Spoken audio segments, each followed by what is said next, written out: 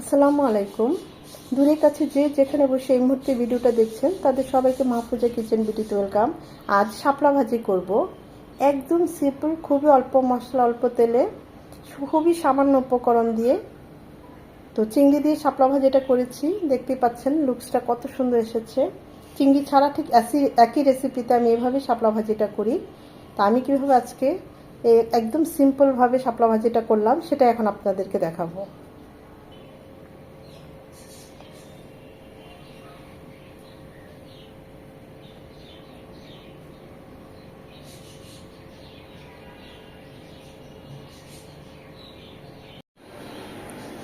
আমাদের জাতীয় ফুল শাপলা। লাল শাপলাটা কিন্তু আমাদের জাতীয় ফুল না, এই সাদাটাই আমাদের জাতীয় ফুল। এই ফুলটা, এই পাপড়িগুলো কিন্তু আবার ফ্রাই করেও খাওয়া যায়। তা আজকে আমি চিংড়ি দিয়ে শাপলা ভাজি করব। ছোট ছোট মাছ দিয়ে, যেমন ট্যাংরা মাছ, চাপিলা মাছ, পুঁটি মাছ দিয়েও শাপলাটা চচ্চড়ি করলে খুব ভালো হয়। এখন শাপলাটা খুব ভালোভাবে বেছে নেব। ছিলা খুবই সহজ। এই যে এরকম করে আঁশগুলো চারপাশ থেকে একটু টেনে নিলেই দেখবেন খুব সহজেই এগুলো খুলে যাবে এইভাবে। তারপরে আপনাদের পছন্দ সাইজ অনুযায়ী এইভাবে কেটে নেবেন। আমি তো এই সাইজটাই করলাম, চাইলে আরও একটু ছোট বা বড় করে নিতে পারেন।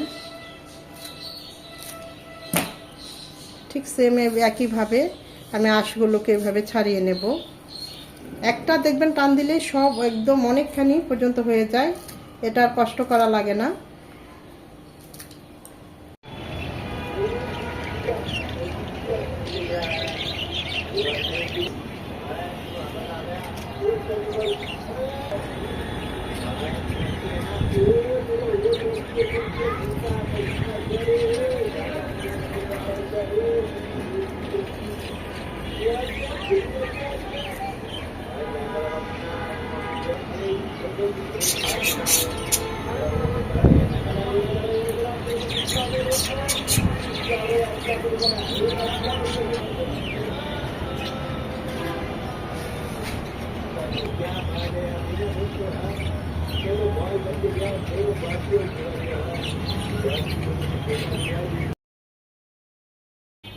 শাপলাটা ভাজি করার জন্য প্যানে দিয়ে দিচ্ছি সরিষার তেল 2 চামচ। আপনারা চাইলে সয়াবিন তেলও দিয়ে ভাজিটা করতে পারেন। তেলটা গরম হয়ে এলে দিয়ে দেবো 2টো শুকনো মরিচ,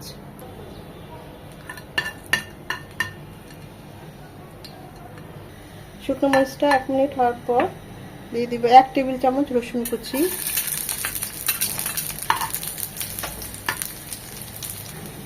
রসুন কুচিটা যেহেতু হার্ড, 1 মিনিট হওয়ার পর একটা বড় পেঁয়াজের হাফ,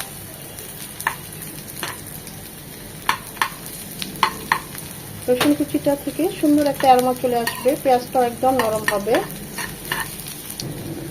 যেহেতু চিংড়ি মাছ ছিল ঘরে তাই চিংড়ি মাছ দিচ্ছি, চিংড়ি মাছ ছাড়াও এইভাবেই শাপলাটা আমি ভাজি করি। তো চিংড়ি মাছে ভালোভাবে বেছে টেছে পরিষ্কার করে নিয়েছি, সামান্য একটু হলুদ গুঁড়ো আর একটু লবণ দিয়ে মাখিয়ে নিচ্ছি। পেঁয়াজটা এরকম নরম হবে আর রসুন কুচিটা এরকম লাল লাল হয়ে আসবে। দিয়ে দিব চিংড়ি মাছটা, জাস্ট 1 মিনিট একটু ভেজে নেব, খুব বেশি না, জাস্ট 1 মিনিট। যখনই চিংড়ি মাছটা কালারটা জাস্ট চেঞ্জ হবে তখনই দিয়ে দিব আমরা সেই শাপলা। স্বাদ অনুযায়ী লবণ, 4টা কাঁচামরিচ মাঝখানে কেটে দিয়েছি ঝালটা বের হওয়ার জন্য। আপনারা চাইলে এখানে সামান্য 1 চিমটি হলুদ গুঁড়ো দিতে পারেন বা সামান্য 1 চিমটি মরিচ গুঁড়ো দিতে পারেন। আমি আর কিছুই দিলাম না, যেহেতু আমি চিংড়িতে একটু হলুদ গুঁড়ো দিয়েছি তাই আর হলুদ গুঁড়োটা দিলাম না। শাপলা ভাজিটা আমি আজকে এই সিম্পলভাবেই করব, কিন্তু খেতে খুবই অসাধারণ হয়। এখানে কোনো পানি ইউজ করব না, এই শাপলা থেকে অনেকটা পানি ছাড়বে, এই পানিতেই শাপলাটা কুক হবে আর ভাজা ভাজা হবে। একটু পর নেড়ে দিতে হবে, লবণটা খুবই বুঝে দিতে হবে, কারণ আমাদের শাপলার পরিমাণ খুবই অল্প, আমরা চিংড়িতে একটু লবণ দিয়েছি তাই শাপলাতে আমরা অল্প লবণ দিয়েছি।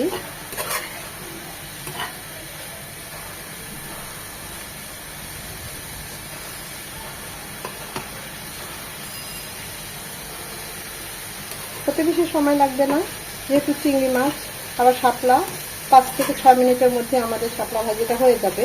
চিংড়ি মাছ না থাকলেও আমি ঠিক সেমভাবে শুধু একটু পেঁয়াজ কুচি, রসুন কুচি আর কাঁচামরিচ দিয়ে শাপলাটা ভাজি করি, আবার ছোট মাছ দিয়ে চচ্চড়ি করি। এই ভাজিতে আর কিছুই দেওয়া হয় না, খেতে খুবই ভালো লাগে। ঝালটা যে যেমন পছন্দ করেন, চাইলে মরিচটা একটু কমিয়ে দিবেন। খালি কয়েকবার একটু নেড়ে নেড়ে ভাজা ভাজা করে নিতে হবে, আর কিছুই না।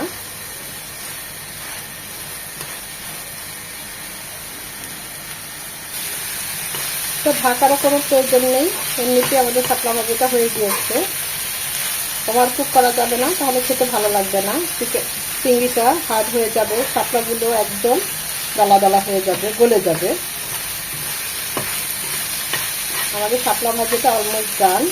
মাশাআল্লাহ, দেখুন দেখতে খুবই ভালো হয়েছে, খেতে আরো টেস্ট হয়েছে।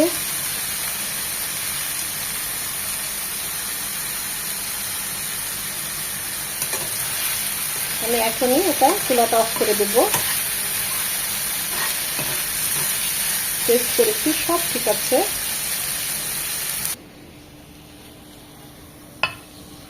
আমি তো একদম সিম্পলভাবে রান্না করলাম আর সিম্পলভাবেই সার্ভ করলাম, কিন্তু খেতে সত্যিই বলছি খুবই ভালো হয়। ভাত দিয়ে, গরম গরম ভাত দিয়ে খুবই জমে যায়। অনেকে তো অনেকভাবে শাপলা ভাজিটা করেন। হাতের কাছে চিংড়ি থাকলে দেই, না থাকলে না দেই। অসম্ভব ভালো হয়েছে।